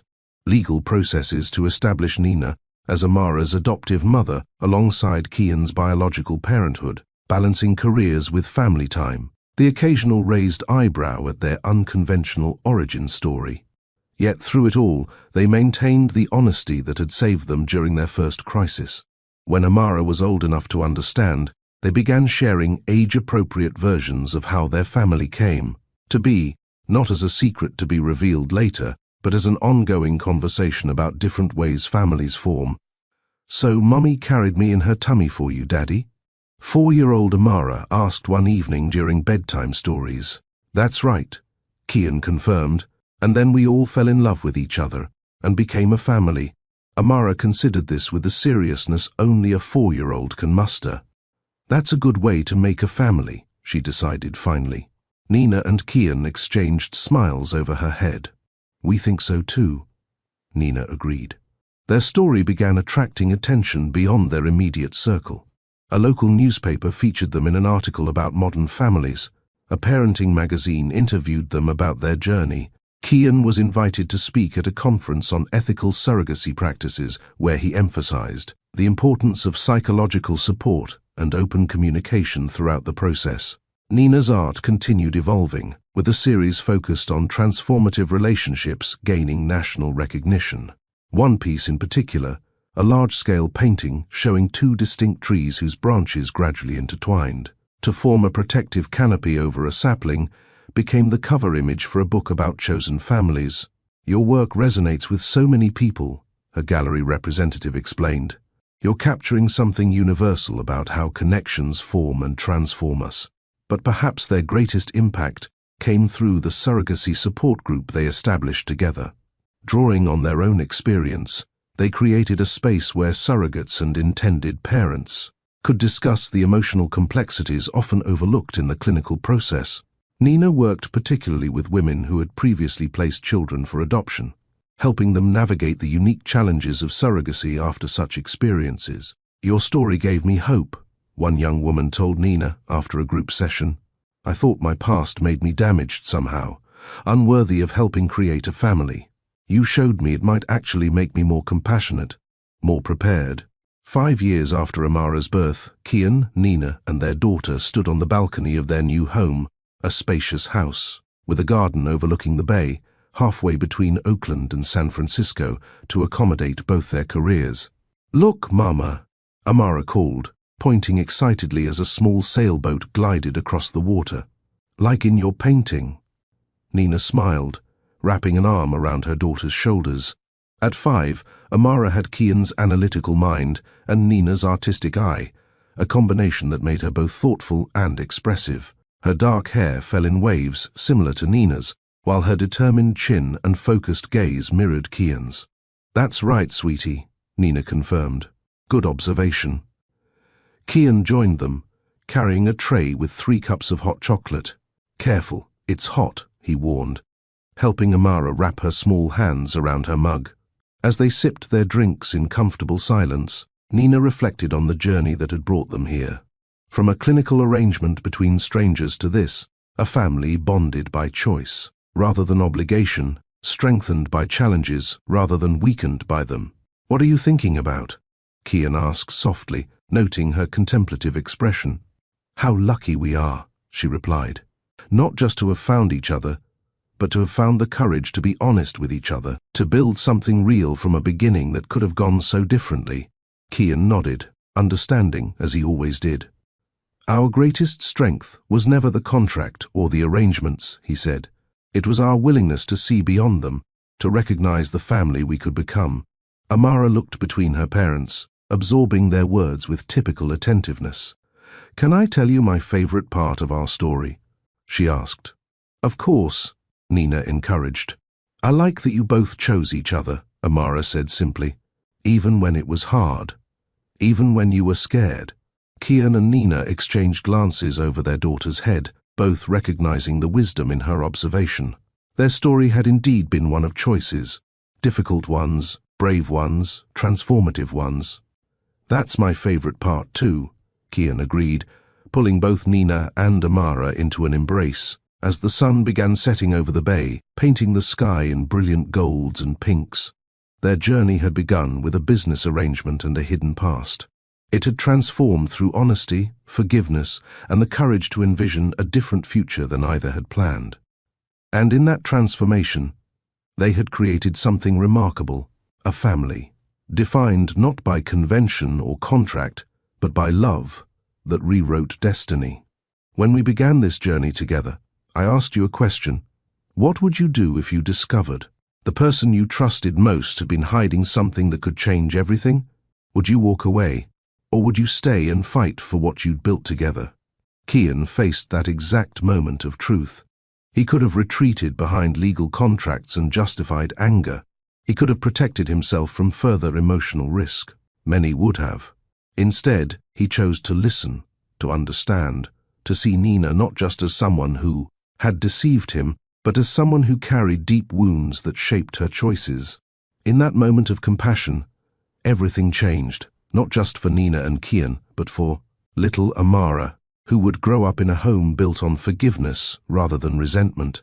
Their story reminds us that redemption is always possible. Nina carried the weight of her past decision for a decade, believing it disqualified her from happiness. Yet that very pain gave her the capacity for extraordinary empathy. Our mistakes and regrets, when faced honestly, can become the foundation for our greatest strengths. We witnessed how vulnerability, genuine, unguarded openness, created the deepest connection between them. Their journey teaches us that love must be earned through trust, not simply claimed or expected. Each small moment of reliability between them, Kian showing up for every appointment, Nina pouring her artistic heart into creating Amara's nursery, built a foundation strong enough to withstand crisis when it came. Perhaps most powerfully, we saw how honesty ultimately heals while secrets wound. The very truth Nina feared would destroy their relationship became the catalyst that transformed it into something deeper. The pain of revelation was real but temporary. The damage of continued deception would have been lasting.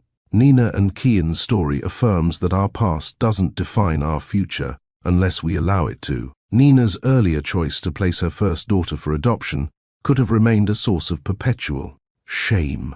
Instead, it became integrated into the compassionate woman and mother she grew to be. And finally, we witnessed how true love sees beyond labels. Kian didn't fall in love with the surrogate, and Nina didn't fall in love with the billionaire. They saw each other as complete human beings, flawed, complex, and worthy of acceptance precisely because of those complexities. I share these stories because I believe they matter. In a world that often seems divided by judgment and quick condemnation, tales of second chances remind us of our common humanity. They invite us to consider where in our own lives we might offer forgiveness, or where we might need to summon the courage to be truthful about our own hidden parts. Have you ever given someone a second chance that transformed both your lives, or received one when you desperately needed it? Your stories matter too. Share them in the comments below. You never know who might find hope in your experience. Thank you for spending this time with me today. When you watch these stories, comment and share your own experiences, I feel truly heard, and that means everything to me. This connection we share through these stories is what drives me to continue. I genuinely love each and every one of you. Watch out for our next remarkable journey. You won't want to miss it. Click subscribe and hit the notification bell. Each subscription enables me to continue sharing even more powerful stories. Until next time, remember that the most beautiful chapters of your story might still be waiting to be written.